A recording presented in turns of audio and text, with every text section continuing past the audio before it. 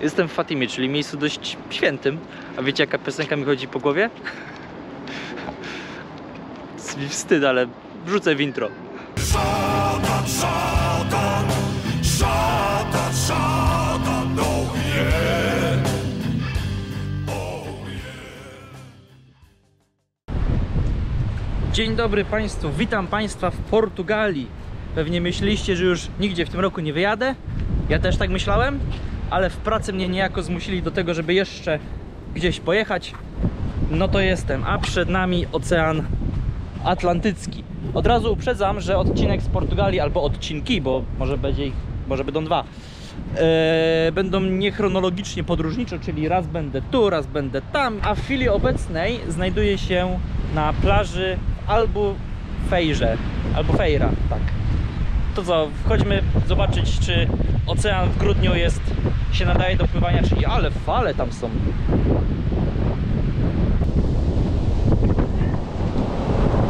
Ty, nie jest zimna.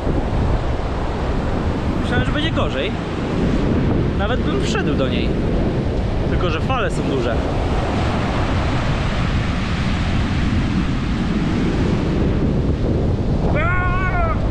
Nie. Ale nie jest zimna. Zobaczyłem górkę, na którą można wejść. Więc jak to ja, wiadomo, idę wejść. Ale coś czuję, że będę musiał mikrofon założyć, bo tu wiatr wieje i pewnie nic nie słyszycie z tego, co ja mówię. Mogliście nie zauważyć, ale mam nowy plecak, bo mi się stary w Afryce poda. O, kaktusy!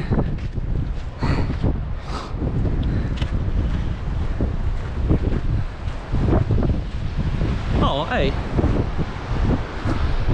Widać to? Tam siedzi starszy pan na ławeczce. Chcę tam iść, zaraz tam pójdę.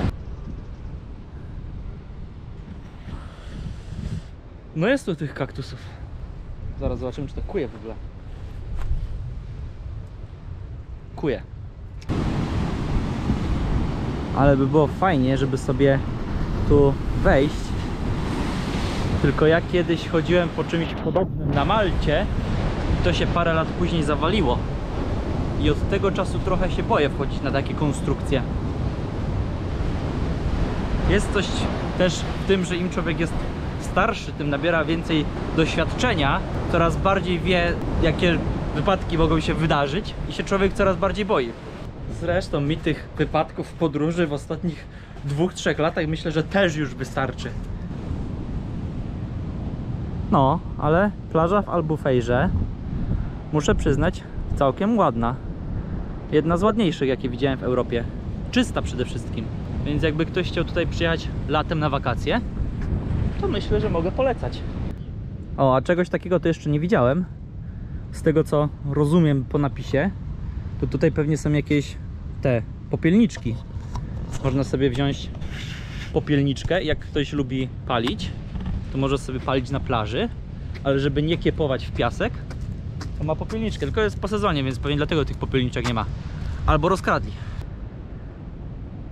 A takie z kolei budynki to mi się bardzo kojarzą z Marokiem. Są pewnie hotele, albo może są prywatne domy, nie wiem. Ale w Maroku w wielu miejscach były właśnie tego typu hotele. Nawet spałem, nie pamiętam gdzie, ale spałem raz w czymś takim.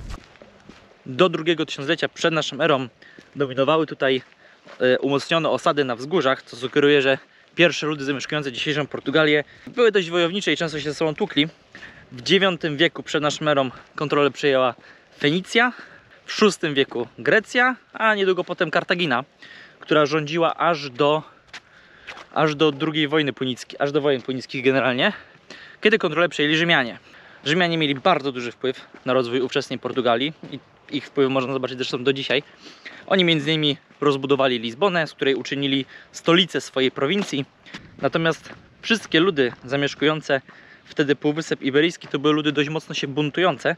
No i z tych buntujących się ludów najbardziej buntowali się, najbardziej wojowniczy byli Luzytanie, stąd wzięła się nazwa prowincji rzymskiej Luzytania i mniej więcej pokrywa się ona z granicami dzisiejszej Portugalii.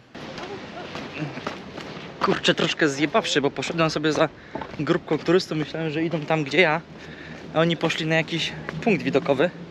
Generalnie spoko to jest, naprawdę fajnie. Wybrzeże te portugalskie jest bardzo ciekawe, bo jest pełno klifów.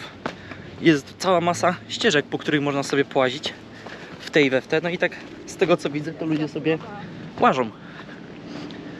I ładne są widoki. O, łódeczka płynie.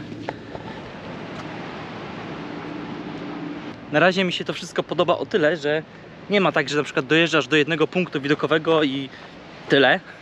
Tylko właśnie są porobione ścieżki wzdłuż tych klifów i można sobie naprawdę fajnie połazić. I to mi się podoba. Jeszcze mi się nie znudziło, czuję, że za 2 dni już może mi się znudzić, ale póki co to mi się naprawdę podoba.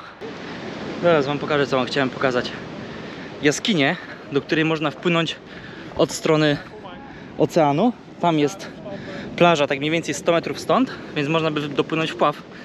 Tylko że jest zakaz i można sobie wynająć kajak i można sobie kajakiem dopłynąć. Tylko że dzisiaj morze jest takie trochę wzburzone, a oni podobno jak są fale, to nie wynajmują. No ale zaraz polecę i ogarnę, może się uda. O.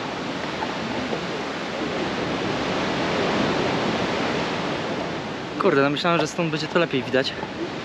Że w ogóle będzie cokolwiek od góry widać, ale widać nie widać. Hop, hop, hop, hop, hop. Może tu?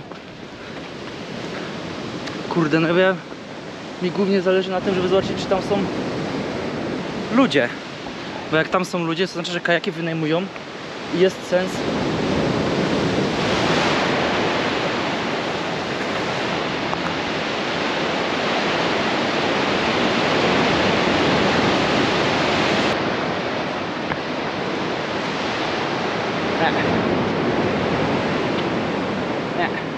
Nie ma ludzi.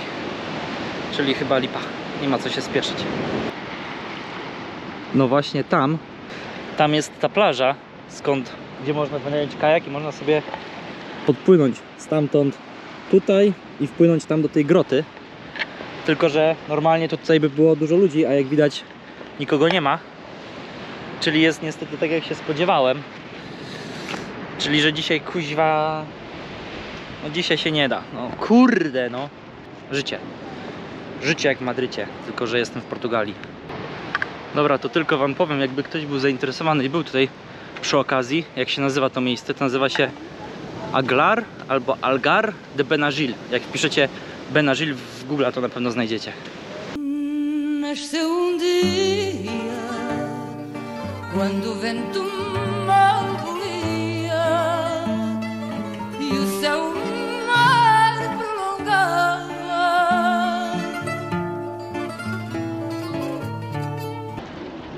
No to proszę państwa, Fatima. Nawet spoko. Myślałem, że będzie tu więcej profanum niż sakrum, ale na szczęście jest to zrobione jakoś tak, że się aż tego tak bardzo nie widzi, więc ze smakiem bym powiedział. Nie będę wam opowiadał, co tutaj się wydarzyło, bo myślę, że każdy doskonale wie. Ja przyznam się, że od dobrych paru lat zmagam się ze sporym kryzysem wiary i nie potrafię w tym momencie powiedzieć, czy jestem osobą wierzącą, czy nie. Raczej u mnie jest to taka troszkę sinusoida, czyli są okresy, kiedy się, powiedzmy, że lekko nawracam i są okresy, kiedy sobie mówię, że to przecież wszystko bez sensu. No, ale przez lata zauważyłem, że ta sinusoida idzie raczej w dół, czyli idzie raczej w kierunku niewiary. Zresztą mam na imię Tomasz, więc imię obliguje. Natomiast daleki jestem od demonizowania Kościoła. Oni owszem mają sporo za uszami i sami są sobie winni z sytuacji, w jakiej się znaleźli. Natomiast to nie jest tak, że Kościół jest tylko i wyłącznie zły. Absolutnie nie. I jak ktoś twierdzi, że Kościół nie powinien mieć żadnego wpływu na politykę, to ja bym powiedział, że tak i nie. W sensie uważam, że żadna grupa nie powinna mieć zbyt dużego wpływu na decyzje zapadające w państwie, ale z drugiej strony Kościół, jak każda organizacja, ma prawo do tego, żeby dbać o swoje interesy. I to, że niektórzy Kościoła nie lubią, to nie znaczy, że trzeba ich zaraz spychać na margines społeczeństwa. Ja też mam grupy, których nie lubię, na przykład lewactwa nie lubię. To jest o tyle zabawne, że ja zawsze miałem raczej poglądy takie trochę bardziej lewicujące. No ale lewica w ostatnich latach poszła już tak bardzo w lewo, że stało się to dla mnie absolutnie nieakceptowalne. Tak powiem wam szczerze, że się trochę chyba spodziewałem czegoś więcej jednak po tej Fatimie, bo nie licząc tego całego sanktuarium, które jest częściowo tu i częściowo trochę kawałek dalej. Tutaj zaraz obok już są od razu normalne bloki, tam jakaś restauracja.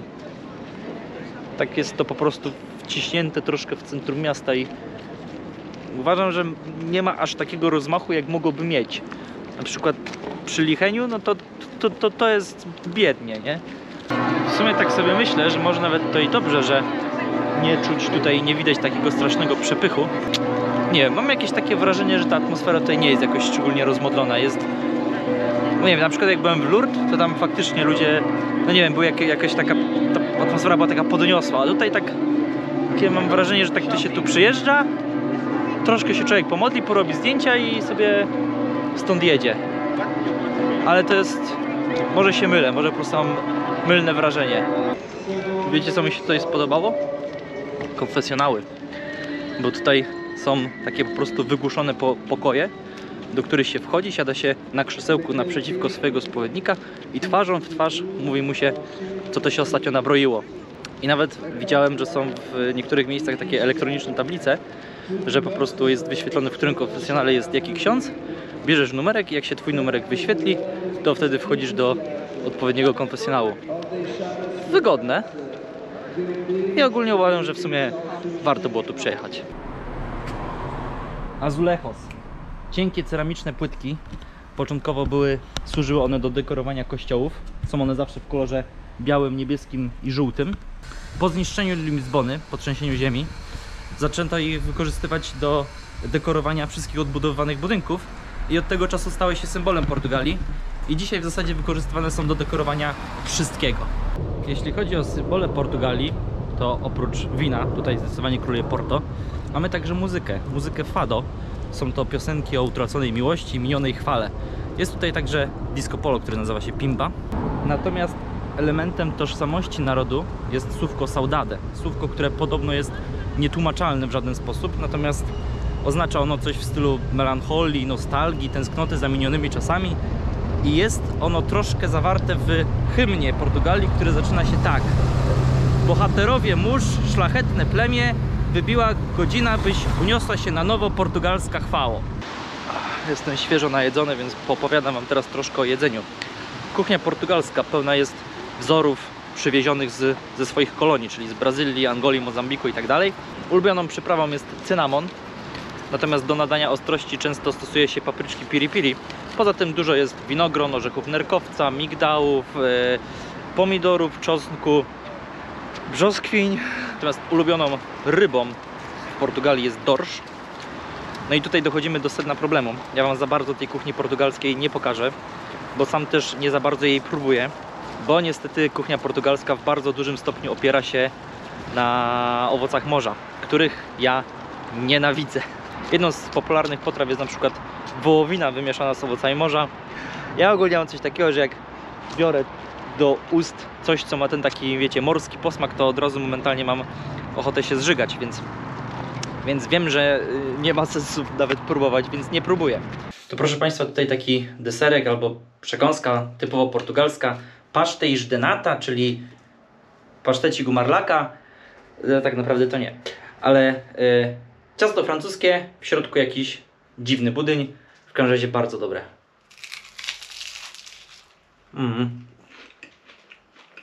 Pyszne. Há sempre alguém que nos diz tem cuidado.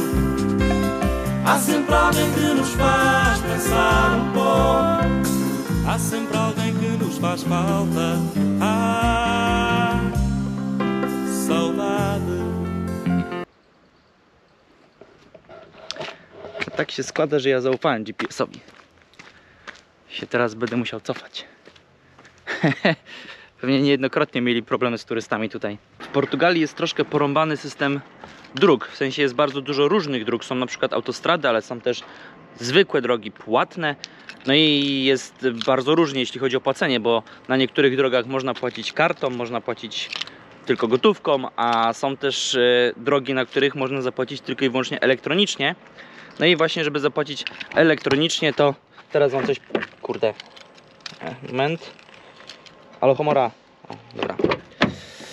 Żeby płacić elektronicznie, musicie mieć taki pierdolnik. Via Verde. Widać? Widać. I jak wynajmujecie samochód, to wam najczęściej wypożyczalnia da sama z siebie, a jak nie, to musicie ją poprosić, żeby wam dali. Kosztuje to 11 euro. Oni na to nabijają ileś tam euro kredytu, no i wtedy możecie sobie na luzie jeździć po wszystkich drogach. Jak się jeździ samochodem po Portugalii? Powiedziałbym, że w miastach raczej ciężko, ponieważ Portugalia jest dość pagórkowata, więc miasta też są dość pagórkowate i często jak już się znajdzie miejsce do zaparkowania, to trzeba najczęściej się wcisnąć na jakimś wzniesieniu między dwa samochody. No my w Polsce nie mamy z tym za dużo doświadczenia, bo mamy kraj raczej nizinny. Może być to trochę wyzwanie dla niektórych. Natomiast poza tym jeździ się bardzo fajnie. Oni mają tutaj całkiem fajne drogi. Jeździ się, ja bym powiedział, że przyjemnie. Tylko trzeba pamiętać o tym, że Portugalczycy jeżdżą bardzo szybko. Portugalia jest jednym z krajów w Unii Europejskiej o największej liczbie wypadków. Tutaj się zapierdala. No mi to jakoś szczególnie nie przeszkadza, bo ja też lubię jeździć szybko. A że a że mają mało fotoradarów, bo jak na razie widziałem tylko chyba 3, może 4, to zapierdala się dość bezkarnie. No i tak mniej więcej wyglądają autostrady w Portugalii, czyli są naprawdę fajne, bo są praktycznie zawsze 3 pasy, czasami są nawet 4 pasy. Jedyny problem, jaki mam, to jest to, że dróg płatnych, bo nie tylko autostrady są płatne, dróg płatnych w Portugalii jest naprawdę dużo i czasami jeżeli nie chce się jechać dodatkowej godziny albo półtora, no to się tymi drogami płatnymi non-stop jeździ, a one też nie są tanie. No a że ja tak co chwilę praktycznie tymi płatnymi drogami jeżdżę, no to się obawiam, że tu mi się koniec końców całkiem sporo sumka uzbiera. Kurde, strasznie się nie wyspałem. Jak miałbym powiedzieć, po czym najbardziej czuję, że się starzeję, to po tym, że coraz gorzej znoszę niewyspanie. I kaca. Kaca też. I w obu przypadkach skutek jest ten sam, czyli boli mnie głowa i jestem marudny. W Portugalii jest moda na wypoczynek w romantycznej scenerii, a ponieważ nie mają tutaj dużo różnego rodzaju zamków, dworków itd., to różnego tego rodzaju przybytki są przerabiane na luksusowe, mniej lub bardziej hotele, zawsze w takim, powiedzmy, troszkę bardziej starożytnym stylu, zawsze w stylu też charakterystycznym dla danego regionu. No i tutaj mamy, to się nazywają pousada. Możecie sobie w necie poszukać, jest ich bardzo dużo. No i tutaj właśnie mamy przykład jednego z nich akurat w zamku. Niestety nie pasują one za bardzo do budżetowego podróżowania, ponieważ są bardzo drogie i nocleg zazwyczaj w takim miejscu kosztuje około 150 euro od osoby lub więcej. W sumie myślę, że to nawet spoko, że takie stare zameczki i dworki przerabiają na te posadas. Po co to ma się niszczeć? Szkoda tylko, że to jest takie zajebiście drogie. O, ale ktoś ma ładny ogródek. O, i ptaszki tam mają. Nie wiem, czy dobrze pokazałem. Chyba krzywo pokazałem. Tutaj widzicie tam do góry, o, tu może lepiej widać te takie domki. Ja się mogę o 10 zł założyć, że to są hotele. W sensie pokoiki w hotelu. Ale bardzo mi się ten styl budownictwa kojarzy z Marokiem, bo w Maroku było to bardzo częste i widzę, że tutaj w Portugalii właśnie taki styl jest też bardzo popularny, ponieważ szczególnie po mojej ostatniej podróży w Afryce mam wrażenie, że duplikuję trochę informacji na YouTubie i na Instagramie, że po prostu mówię o tym samym tu i tu. To umówmy się, że na Instagramie będą pojawiały się głównie backstage, czyli informacje o powstawaniu kanału, ale także przede wszystkim informacje praktyczne z każdej podróży. One zawsze są w bieżących relacjach. No i też troszkę mojego takiego, powiedzmy, prywatnego życia. Natomiast na YouTubie zależy mi na tym, żeby przedstawić kraj jak najlepiej. Czyli tutaj będzie pojawiała się przede wszystkim historia, jakieś tam ciekawostki, no i może jakieś tam uzupełnienie informacji praktycznych, o których nie wspomniałem na Instagramie. No i wiadomo, też trochę jakieś przygody i może jakieś podśmiechujki. Dlatego jak ktoś szuka informacji praktycznych na moim kanale, to zapraszam na Instagrama. Czekaj, w ogóle dobrze idę? Co prawda rzadko kiedy zapisuję relacje, zazwyczaj po prostu relacje są na bieżąco i potem znikają. No ale może zacznę zapisywać, no nie wiem, jeszcze się nad tym w sumie nie zastanawiałem. No co tu dużo mówić, mój kanał ewoluuje przez lata. Już teraz jest ładny widok. Już teraz jest trochę czym innym niż początkowo myślałem, że będzie, ale póki mi to odpowiada, to myślę, że jest ok.